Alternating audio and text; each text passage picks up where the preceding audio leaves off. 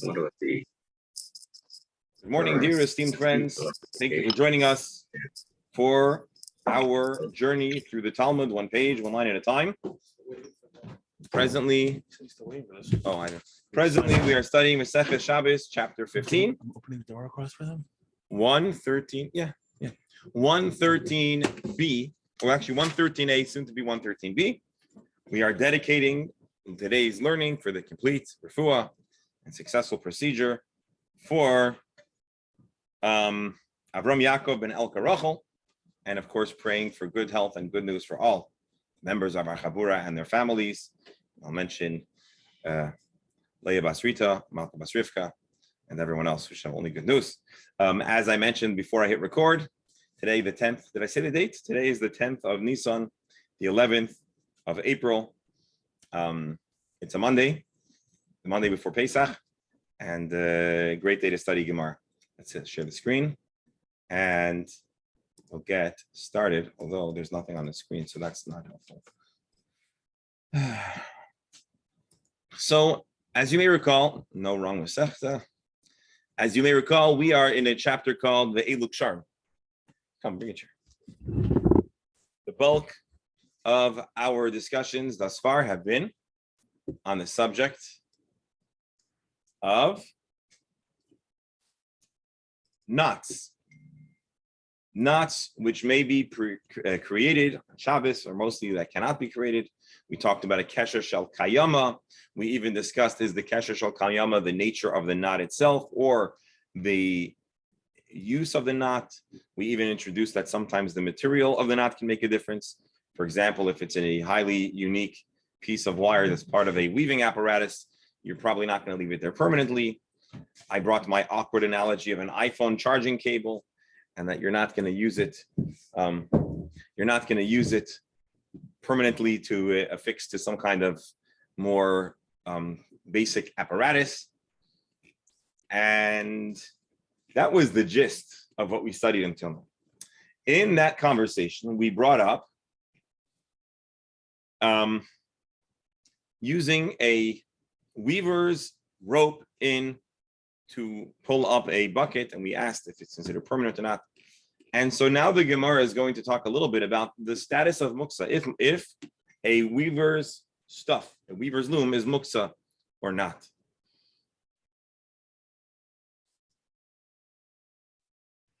So that's going to be our next discussion, and then from that we're going to pivot into a as I said, an interesting hot button topic. It's relevant to things we do every week on Shabbos, and I'm sure you'll be happy to see it.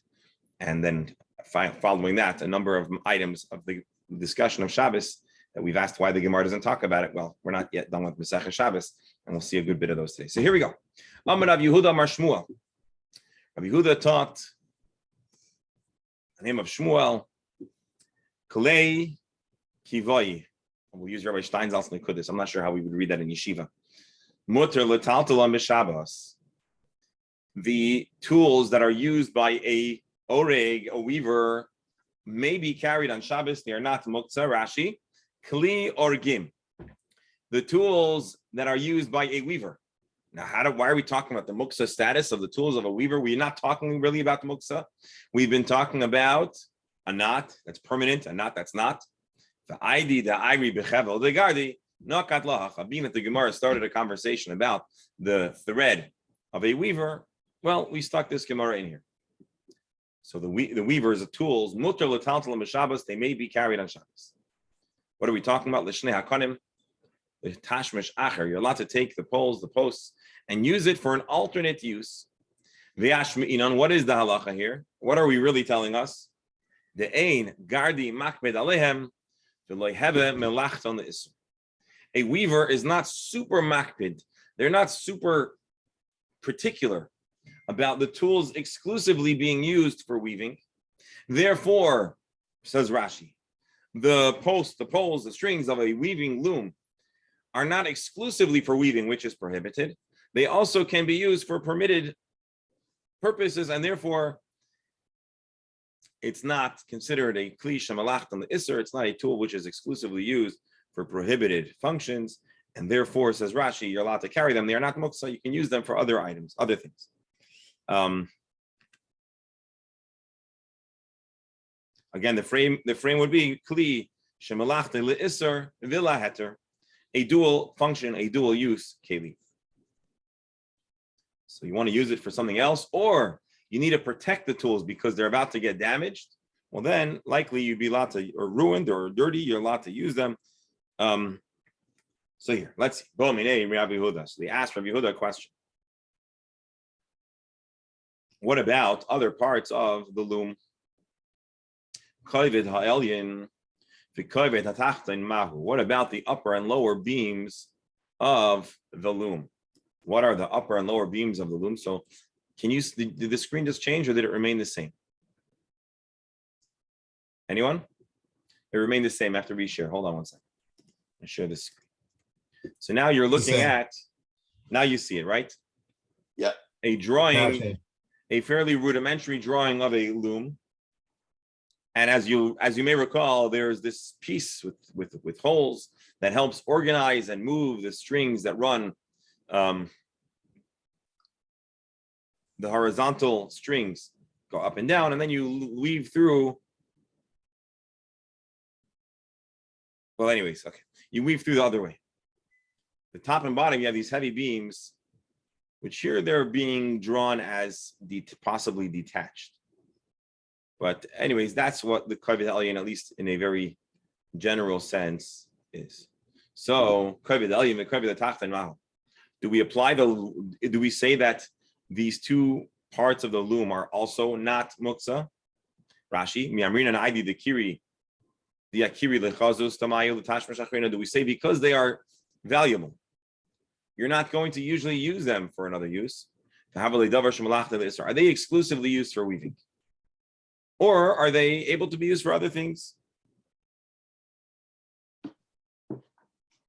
I'm sorry, I said expensive, but maybe it's also because they're heavy. Right? Let's see what we're saying. Well, anyways, okay. You know what he said? In lav. Yeah, no. He was not emphatic. He wasn't confident. He wasn't certain what the answer was. Rashi. He was uncertain. It's okay to be uncertain. You can't know everything all the time. And so we are left off with a little bit of a vague, not emphatic answer. So let's try to resolve what the halacha is with the Kavod Elyon and the Kavod Tachton, the two heavier posts that are there to secure down the strings in the loom. Itmar Rav Nachman Amar Shmuel. We have a way to determine what the halacha is. So Rav Nachman taught in the name of Shmuel. Kli Kyavi Muter L'Taltal B'Shabbos Afilu Kavod Elyon V'Kavod Tachton. Shmuel taught that you're allowed to transport, you're allowed to carry. It is not muksa, the whole apparatus, including the Kavod Elyon and Kavod Tachton, including the beams or the posts that we're talking about that are there employed as we saw in the picture. But you know what is muksa? The posts. The posts that, well, let's look at the picture for a moment. The amudim here are being portrayed as posts that perhaps are installed into the ground, as we'll see in the Gemara, or they're very, very heavy, very permanent, very inflexible. And there, Shmuel says that is muksa. Should we see what the word troyish is? And then our French-speaking folks will help us out. Oitzer Lazi Rashi.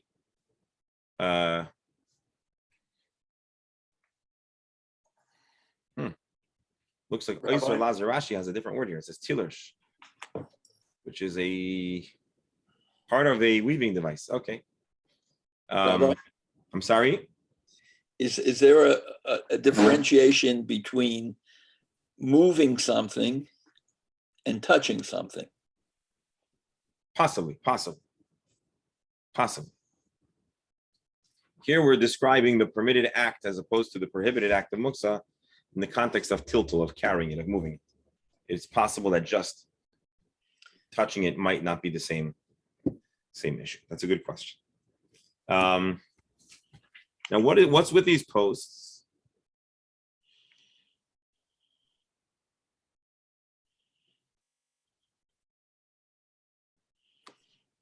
So Rashi, and I don't know if you noticed, I read Rashi and I was a little bit like uncertain because he writes that they're punctured and they're used by women, and the commentaries say there's a hard Rashi to understand because what exactly is unique about women in this thing?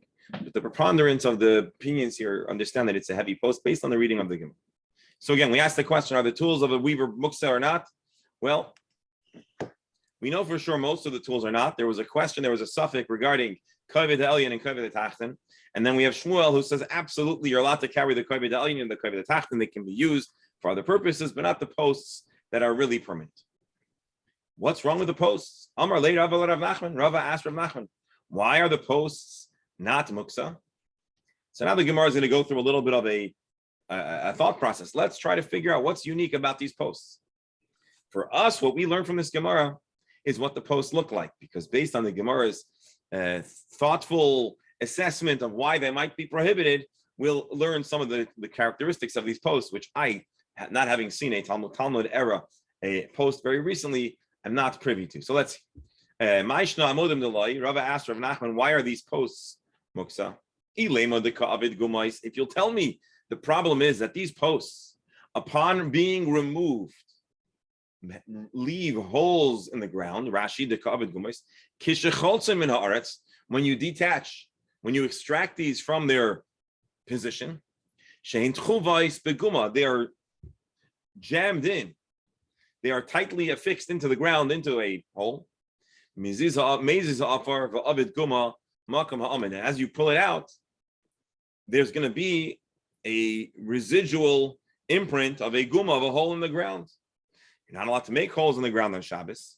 So maybe that's why you can't touch them, not because of muksa per se, but the act of loosening them is a prohibited act.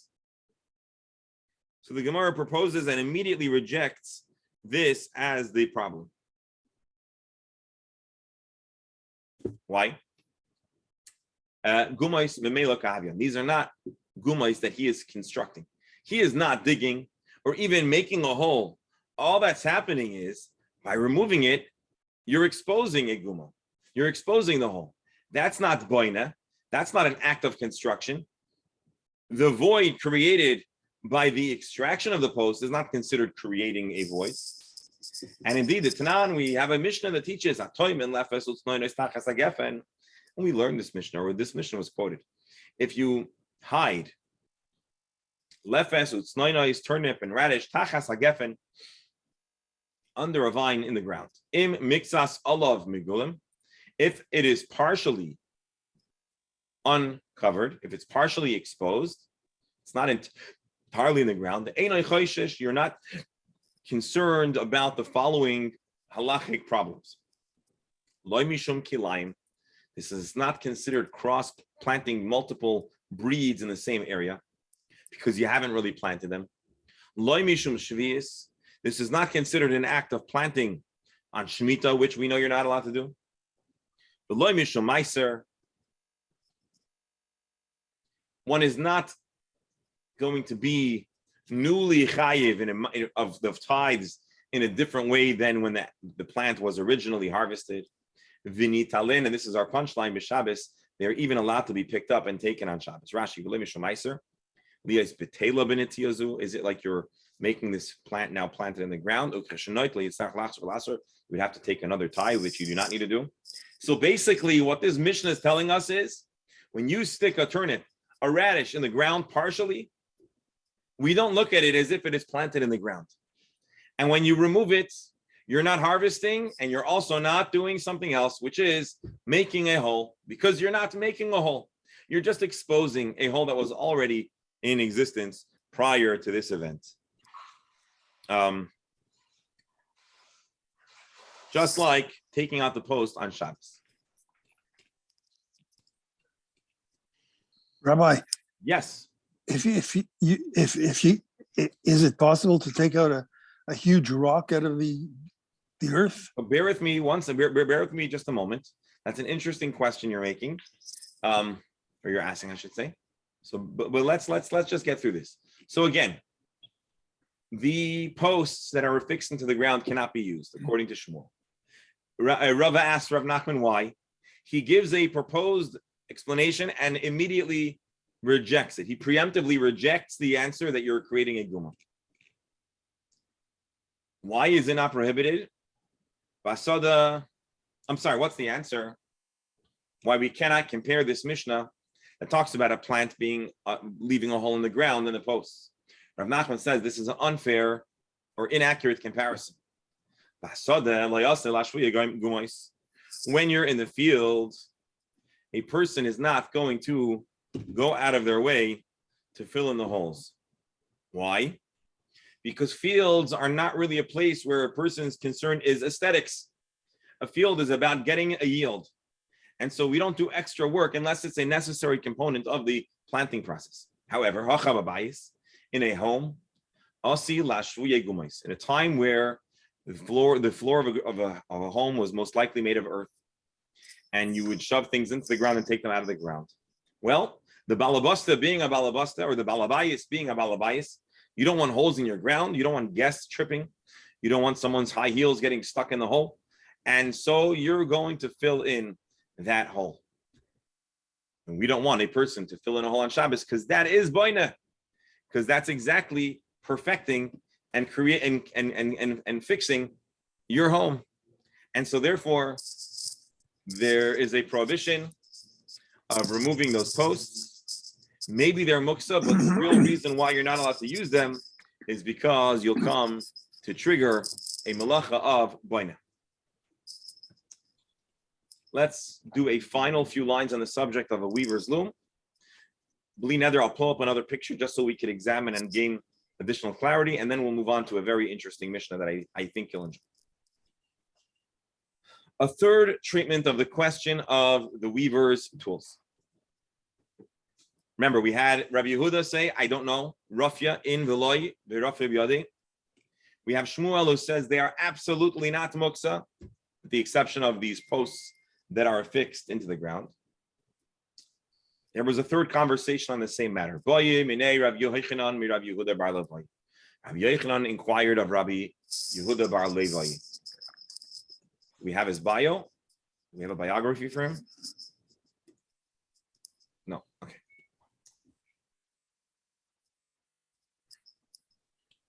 Clay, kivai, the tools, a weaver's tools. For example, the heavy posts that are there on the top and the bottom of the loom to secure the strings.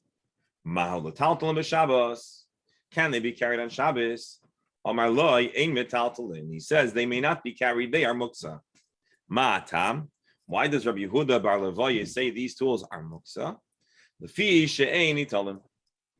Because they are not really portable and they are not really available to be used for other malachas. Rashi, af b'chol. Even in the weekday, mipnei kovdan, because they are very heavy. Hilkach kol melachtan lakach. Therefore, their entire existence, according to Rabbi Yehuda bar Levi, is exclusively in the weaving process. And being that you don't use them in the weekday, you cannot use them on Shabbos because their exclusive use is weaving, which is a malacha that is prohibited, and therefore they are muktzah. And which kind of muktzah? Kli shemelachton leisur, a vessel which use is entirely prohibited, similar to the reason why we might consider a pen muktzah, because you're not allowed to write on Shabbos, and there really aren't any other good functions for a pen besides for writing. So we have machlokes between Rabbi Yehuda bar Levi and Shmuel. What's the halacha? How do we treat the weaver's tools? Let's see how the Rambam paskins. The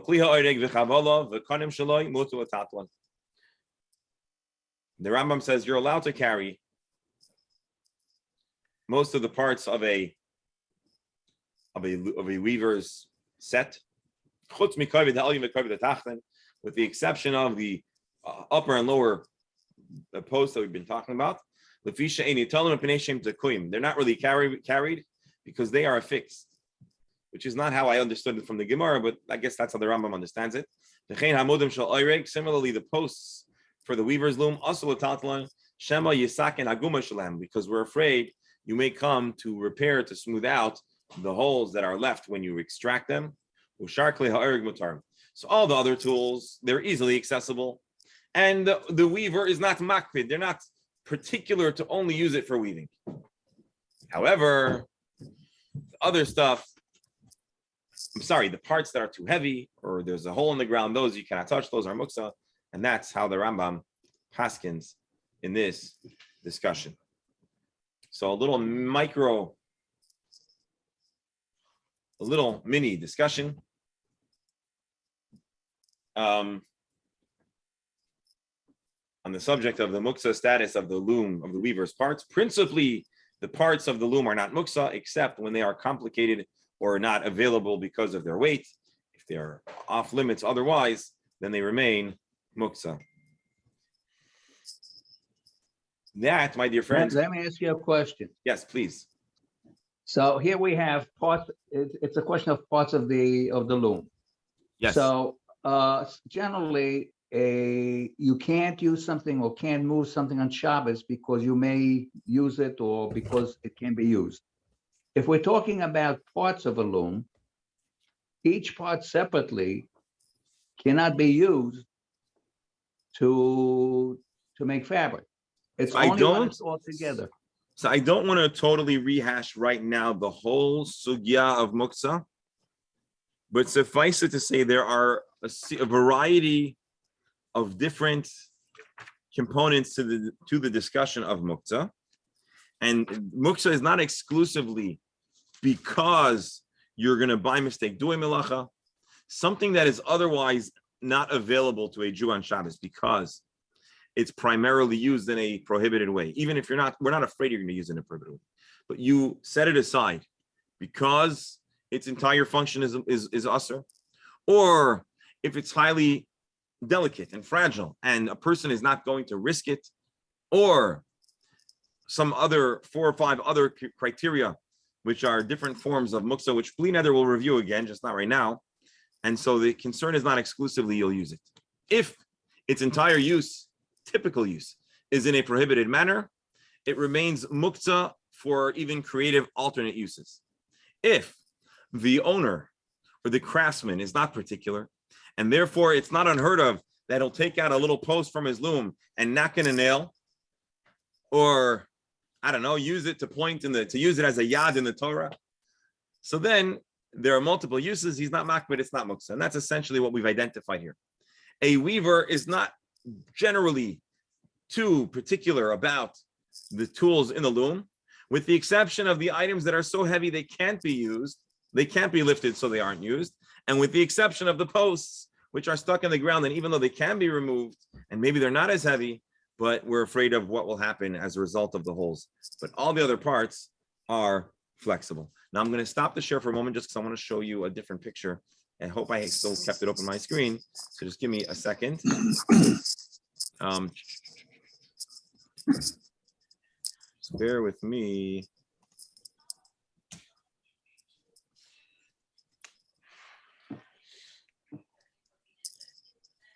Bear with me another moment. Opening, we'll have it. There we go. Zoom, share screen, share. Here we go. You see this picture? Yeah. This is quite a scholarly picture, and I have a feeling they spoke to some weaving people. What is it, Rabbi? I'm sorry? What is it? This I is think it's an IKEA rendition. I don't know. of a loom. This is a sketch of a loom. And it actually gives us different viewpoints. It's actually just a little bit more complex and sophisticated than the original drawing that we saw, which was more of a cartoon. And so if you look to the left of the page, you see over here on the top, I don't know if you can see my cursor. This is Koved. Yeah, we see it. We see it. Koved ha'elyon, I highlighted it. That's the post that's on the top of the mechanism. Then you have Koved ha'tachton. Not COVID, Koved. This is the lower post on the apparatus. and they are used in the actual manipulation, movement, and processing of the threads. What do we call them, Dr. Stone? The woof and warp. Shesi ve'erev, the two directional. But then you have amodim. You have the posts which secure and attach the apparatus to itself, and they are affixed into the ground. So if you look here, this is the portrayal of the amudim that go underground, and then to it are affixed the kaivet elyon, the kaivet tachten, and all the other strings and tools. Fine. Now let's go to the more complex picture, which is essentially the same principle. Maybe it's either a more sophisticated mechanism or perhaps a different, it's like laid out. But here again, we have the kaivet elyon. That's the post that runs here. The kaivet tachten runs here, right? Well, whatever. And then the amudim, let's see if they show us amudim. Oh, you see they even use the word warp and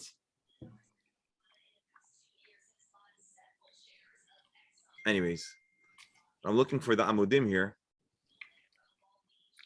And they don't, oh, here, okay, fine, here the amudim. The post, they broke it so that we can see what's going on. But essentially here, right here, these are the amudim. And then I don't know if this would be, I guess this is not affixed into the ground. Maybe it's secured to some other kind of supporting mechanism. Anyways, I hope you got the point. The point again is you have the top beam and the bottom beam, and then the posts that run across that secure it. And that's what we're talking about. Those are all muksa. It does show you the shtiva erev, the warp and Right. well, yeah. And then we talked about the different, the eye, the batinirim, and here it's calling it a heddle. And what else do we have over here? To me, it looks like a betalach that my grandmother used to play. Right, and then you have the shuttle, which actually helps you schlep the string across, because the string itself, you could lose it. But if you have, it's like trying to put if you ever had a drawstring that got pulled out, try to get it back inside. But if you have a thing, so the shuttle, which here we have an interesting picture, because here it looks like, it's all wrapped up in a spool. And then the shuttle allows you to withdraw only the necessary material. And then every time you do a row, you alternate the strings that go the other way so that it weaves as weaving ought to be. I'm not going to profess to be an expert in weaving, but I'll tell you what, this diagram is very helpful in having a general sense of, no, hold on. We'll get to the right one in a moment. Here we go. And this, my dear friends, is a little discussion about the status of muksa of the weaver's tools. Now we're going to get to a very practical question.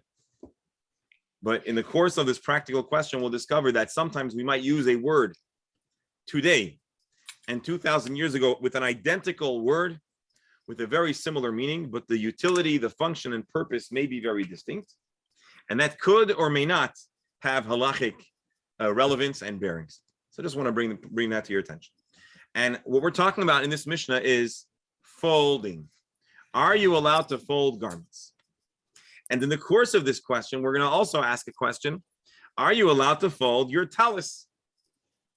And as you may notice, there are talis wars. Well, not really, but many Jews confidently and comfortably fold their talis.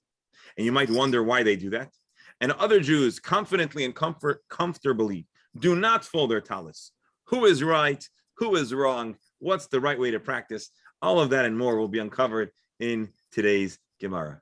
Spoiler alert, I don't think you're going to feel ashamed of your personal practice, regardless of what that practice is. But the road to that answer is a long one. Or not long, but involved. So let's take a look. I apologize for leaving. I'll fold my clothes later. Beryl, don't fold your clothes at all until you know. Wait till Shabbos. All right, Mekaplin Esakelim. One is permitted to fold their clothing. Afilu Arba. This Mishnah, every word has has different interpretations. Mekaplin esakelim, one may fold garments. Afilu arba v'chamisha pamim, even 4 or 5 times. Excuse me. What does it mean to fold garments? Why are you folding them? Rashi, bigadim, clothing, because kalim could be translated differently. Kishe poshtan, Rashi, when a person takes off their clothing, mikaplin, you fold it. Mipnei shemesurachechin mikibusam, they can get all soft when they're washed. Miskamtin kisheno mikupalim, and they shrink. The wash loosens it, and they could shrink. If they are unfolded, the material could, what's the right word? It tightens. It actually, mitkantin is they get wrinkled. I'm sorry, you're right. I mistranslated. I'm sorry. I'm sorry, you're right. It becomes soft, and therefore it wrinkles. I apologize. I did mistranslate.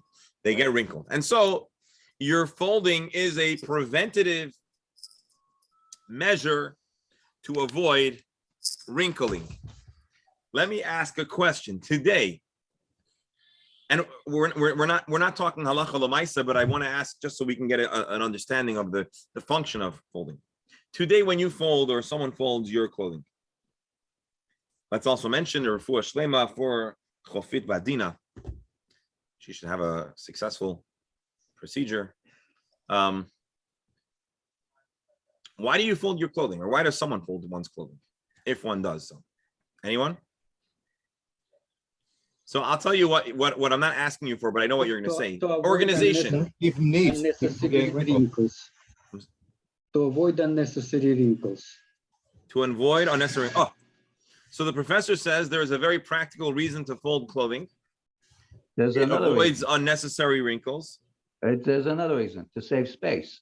It is vastly essential for an organizational standpoint. Both a garment that's folded in a neat way takes up less space. It's also easier to find that garment when you need it.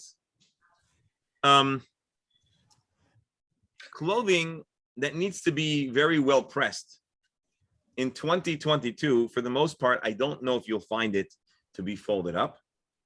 It would usually be, in today's day, it's very possibly hanging on a hanger, but there are many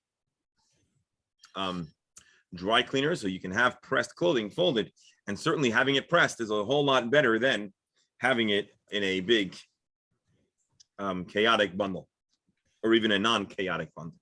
And the other reasons or purposes in folding. Shalom bias. Shalom bias. What's the shalom bias?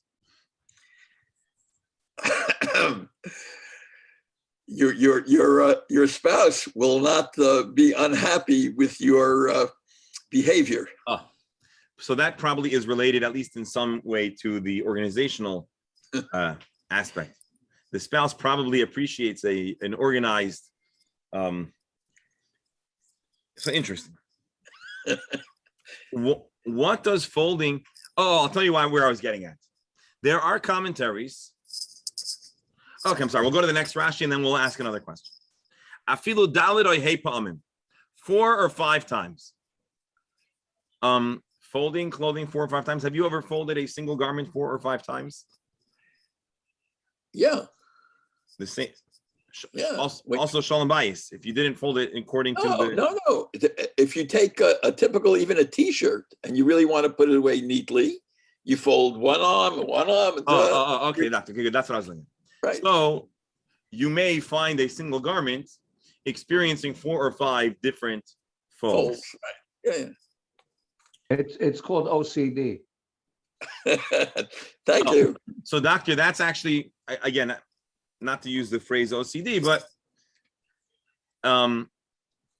that's the question. Are we talking about refolding to get it in a more ideal and perfect state? Or are we talking about a single garment receiving 4 or 5 folds? And I think that's the machlokes, Dr. Hammer and Dr. Stamler, if it's the same garment receiving 4 or 5 folds, or the same garment being folded and refolded on Shabbos. And here's what I will say. If the Rabbi, purpose of is- folding Yeah. is for organization, well, then the folding 4 or 5 times is the same garment. But if the purpose of folding is to affect a certain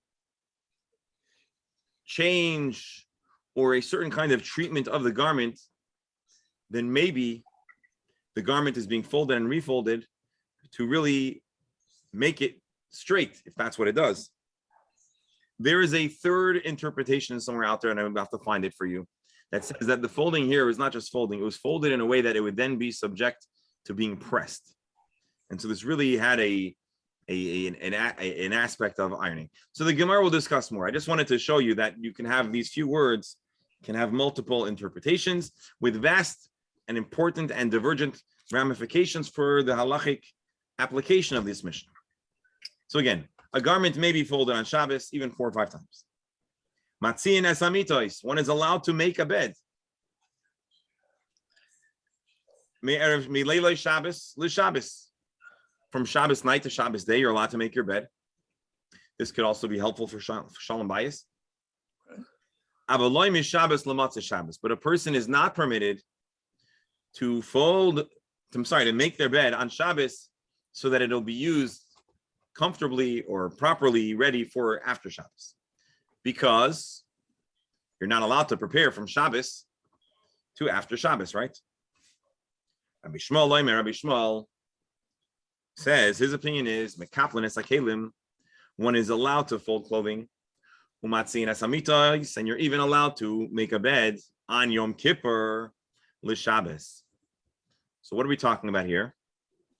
Today, Yom Kippur can fall out on a Shabbos, but Yom Kippur will never be on a Sunday or a Friday.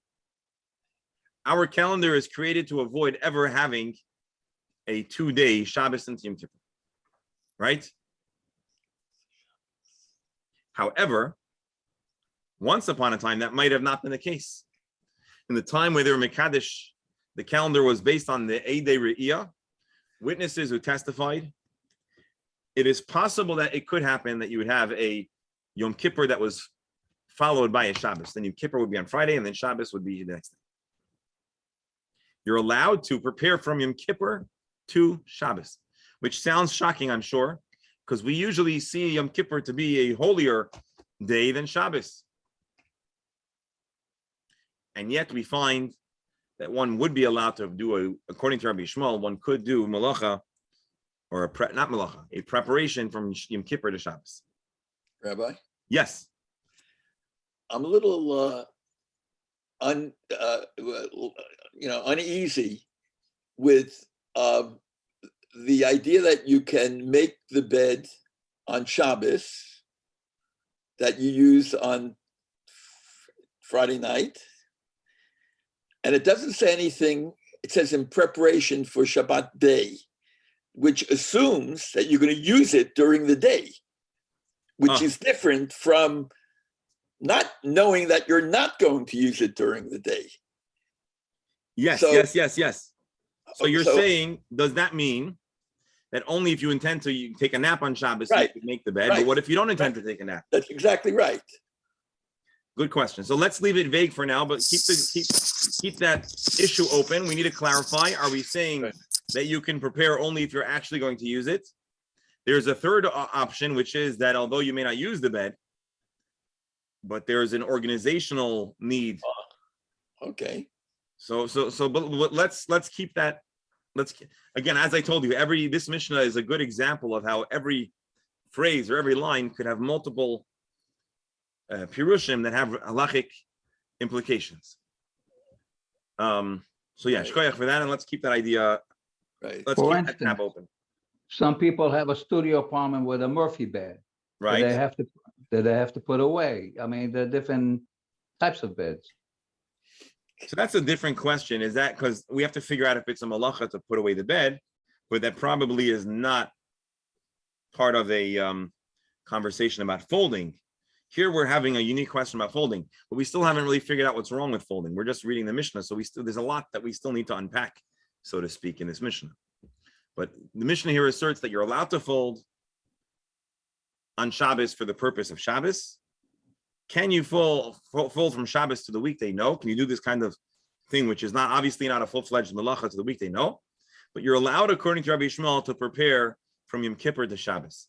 As a matter of fact, he says, Chelvei Shabbos craving b'Yom HaKippurim. The fats that are left over from the karbanos of Shabbos are allowed to be burnt on Yom Kippur, which is showing that Yom Kippur has, in a sense, a lower kind of kedusha than Shabbos. But on Shabbos, you're not allowed to burn the items of Yom Kippur. Rabbi Kiva says no. Loy shel Shabbos craving Yom Kippur. Loy shel Kippur craving Shabbos. Rabbi Kiva paskins no. Shabbos and Yom Kippur both are of equal standing, and therefore you're not allowed to do malacha on one for the other. Hold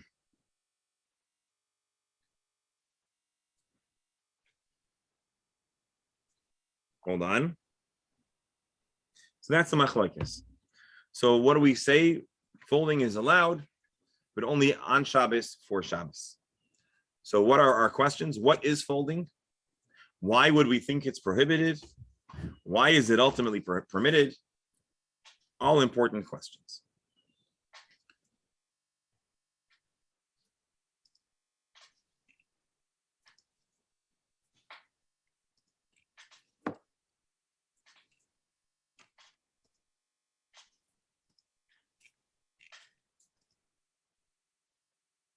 No, okay.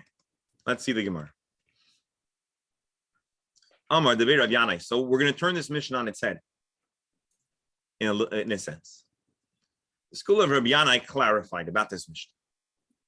You know, you're allowed to fold.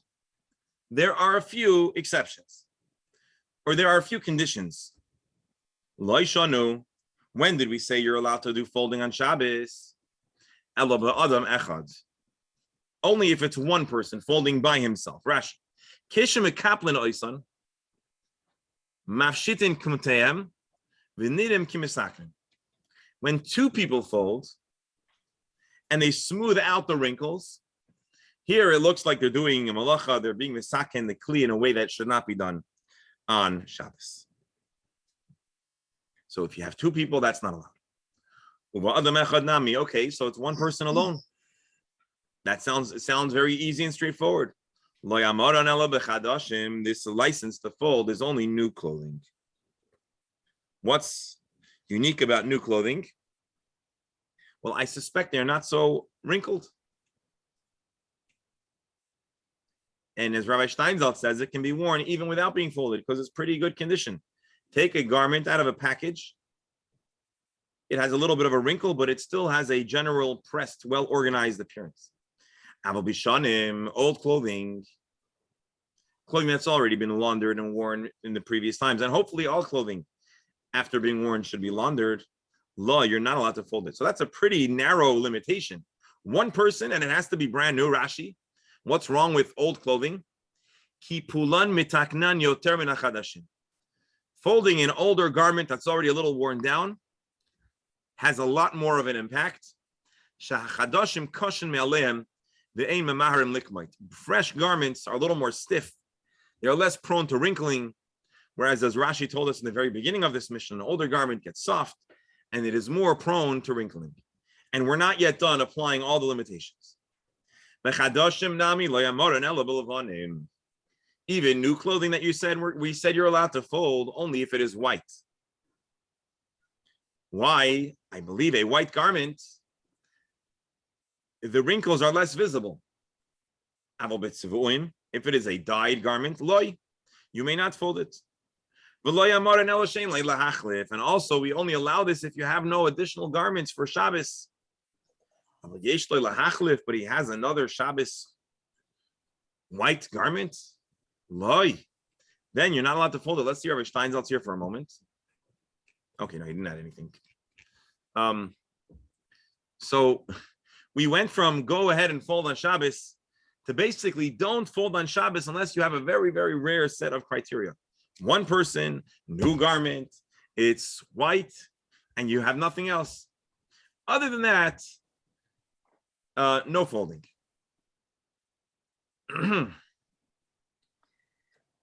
Rabbi, I think it's more realistic to deal with the issue of unfolding new garments on Shabbos. So to my knowledge, and I want to be careful, but to my knowledge, excuse me, there is no concern about unfolding. The concern is the folding, because although I think I hear where you're heading, but because unfolding, you're not really doing something to the garment. It is the folding that preserves it and kind of freezes it in a certain way. Folding it maybe even applies a certain kind of pressure or tension or stretch or a layout. So the Gemara is taking the position that the folding is possibly impactful in a way that shouldn't be done on Shabbos, misak and kli, but unfolding not. But I could understand, a situation where you tell me the reverse. When you unfold it, you kind of press it. By opening it, you kind of pull it to be taut. And so maybe that process, the process of unfolding too, can be helpful in... Not only that, Rabbi, if you haven't, for example, really tried it on, but you took it out of its packaging, often there's additional packaging in the folding, including pins in parts of the garment of the shirt, let's say the white shirt. So Yes. that's what I was concerned with. And even sometimes the equivalent of some adhesive, whatever. And you wouldn't know there that. are other matters Yeah. involved in unpackaging a garment. Yeah. So what I imagine we're talking about here is the guy has a new garment. He wore it once. He wore it Friday night, and he wants to wear it Shabbos day. And so he wants to fold it because it'll help it be preserved or whatever. And then we're saying, yeah, if you have nothing else, then you can. What does nothing else mean? Have you ever heard a person say, "Oh yeah, I have nothing to wear," and really they have a wardrobe full of clothing? And then you have some people in Nabach that really have nothing to wear. So which nothing to wear are we talking about? So you think I'm just being funny, but Tosfos asked this question. So first he says, "V'lano yesh lano lahachlif asur." Tosfos says, us average people today, everyone's got an extra garment, which tells us something, because in the time of Tosfos, they didn't have the affluence of today. Garments were a lot more costly to produce, much more scarce, and yet even then, they were looking at the people of the Mishnah saying, yeah, they were very impoverished. They might have actually had one garment. Today, Baruch Hashem, Right after you finish. we have taking your stuff. plenty of garments. And then Tosfos adds, does it mean you don't have a clothing if there's nothing as nice as your beautiful new garment? Or do we mean literally nothing else to wear? And so Tosfos actually makes that question, or asks that point about what it means that you don't have something to wear.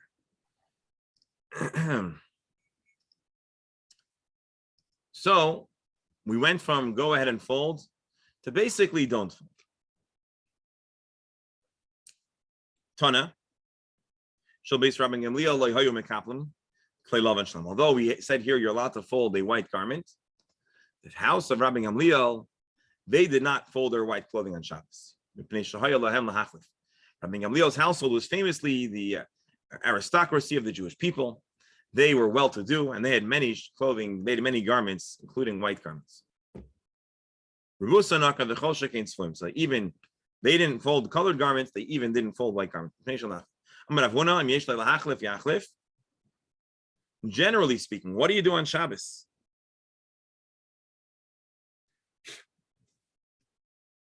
What do you do on Shabbos if you only have one set of clothing? So until now, we're talking about folding, but now just generally, what do you do? Because we're talking here about a special halacha.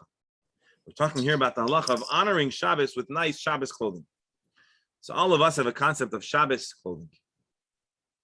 And the interesting thing is all the different zramim of Klal Yisrael, which we have very divergent ideal visions of what Shabbos clothing looks like, but it's pretty much across the board of Shomrei Shabbos and even beyond, of people that are Jewish people who observe Shabbos.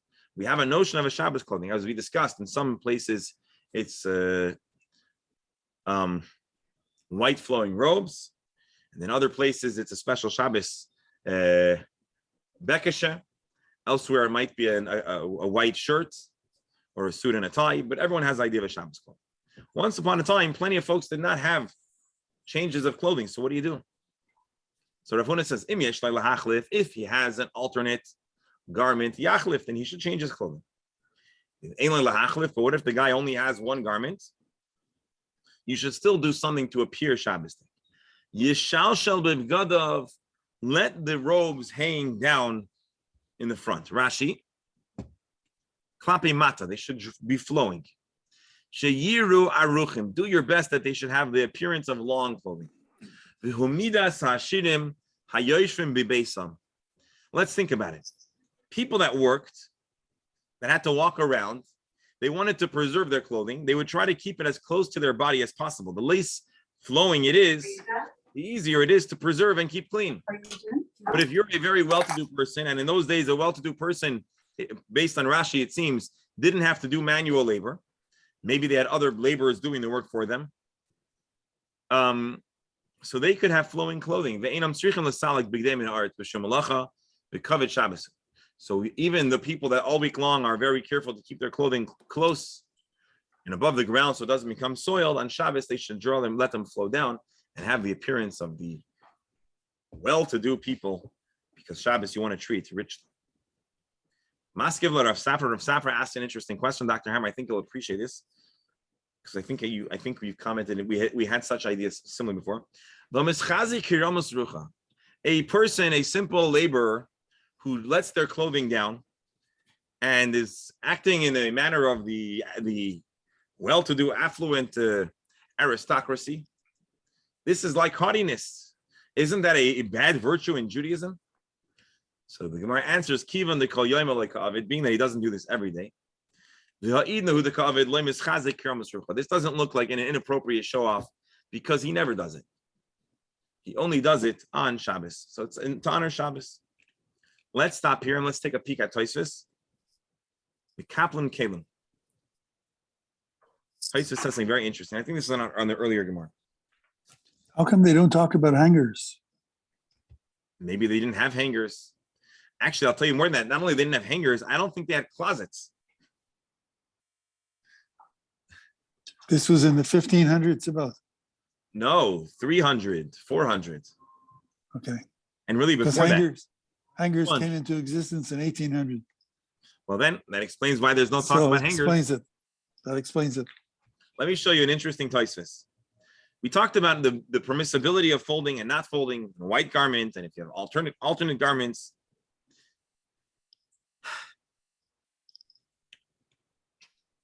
Mikan, excuse me, based on our Gemara, Tosfos infers, Lamadnu, the Asur lekapel talisois shel beis haKnesses. Hi One is there. prohibited How are you? to Good, how are fold you?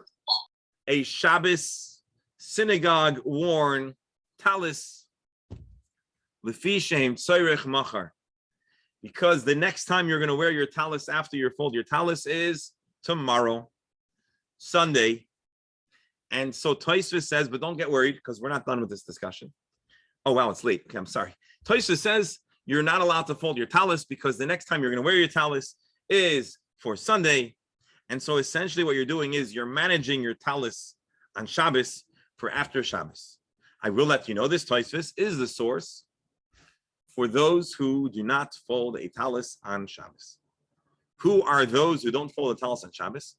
I cannot give you an exhaustive list, but I can tell you that Chabad Hasidim are makbid, are meticulous in particular to not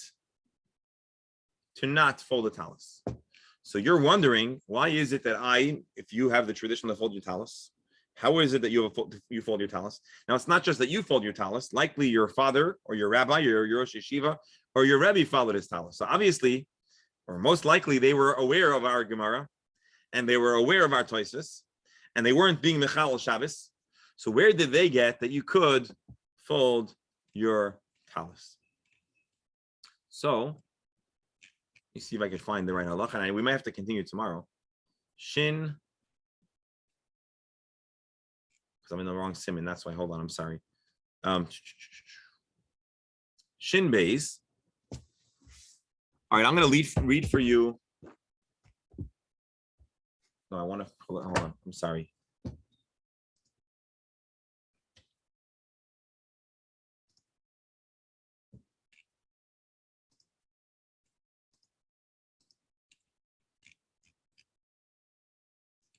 Shin Beis.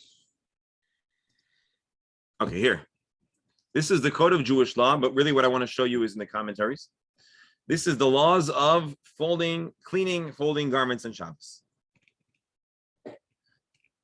Mikaplim kelim b'Shabbos l'tzorech Shabbos. The Shulchan Aruch says you're allowed to fold garments on Shabbos for Shabbos. The loiv sham by bayom, to wear them on the very day. V'dafke v'adam echad, the person alone. Uvechadashim, and they are new. Shadayin le'niskapsu, they haven't yet gone to the laundry. Ulevenim, and they're white. They love hachlif, and he has no alternate. V'mchasar achas me'ela tnoyim. But if it's old, or it's not white, or he's folding with somebody else, yesh mishayimir. There are those that say, and you may be familiar with this halacha, the lekaploi shaloike seder, to fold in an imprecise or atypical manner. The lekaploi shaloike seder kipule harishan, mutar b'chal inyan v'nir and devar. To fold it in the non-standard way is mutar. The Baal HaTanya in Shin Beis quotes Tosfos and says,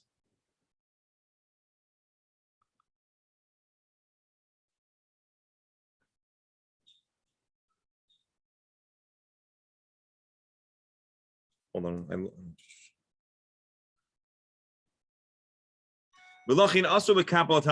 He says, therefore, I'm sorry, we're going 1 minute over. Therefore, you're not allowed to fold the talis shel mitzvah, the talis that you wear for davening in shul. If the minhag is not to wear a talis on mincha, the Baal HaTanya actually says that there's a reason that you should fold your talis right after Shabbos, because you want to right away chap a mitzvah, the mitzvah of honoring the talis. I want to just show you real fast. I think it's the, well, it's throughout the commentary, but let's zoom. I think the Mishnah Berurah gives a nice summary. So let's take a look here. Hold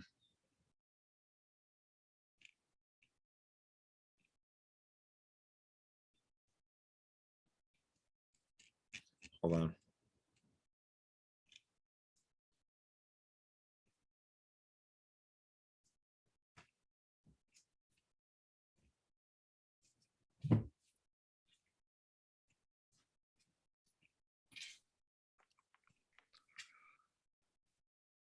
Oh, here.